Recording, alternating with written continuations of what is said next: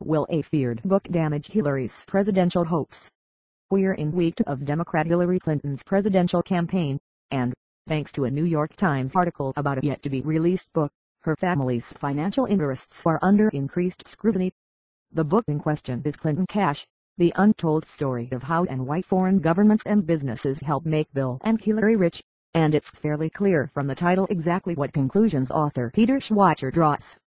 He alleges that while Mrs. Clinton was Secretary of State, her family's nonprofit organization, the Clinton Foundation, was accepting donations from foreign interests, and her husband, former President Bill Clinton, was bringing in six-figure fees for speeches overseas in exchange for special considerations and favors.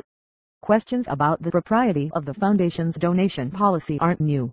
The International Business Times, for instance, has published a series of articles digging deep into the Clinton family's relations with Colombian petroleum company Pacific Rubiales and its founder, Canadian-born billionaire Frank Bistro, who sits on the Clinton Foundation board.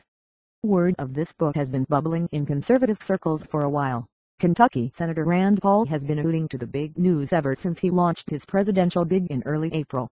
But the New York Times article, which calls Schweizer's work the most anticipated and feared book of the presidential cycle so far, has boosted interest in the topic. So what can we make of all this? Here are 5 questions to get us started. What does Clinton Cash claim?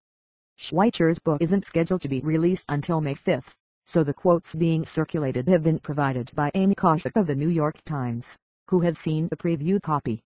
According to the Times, Schweizer writes, "We will see the pattern of financial transactions involving the Clintons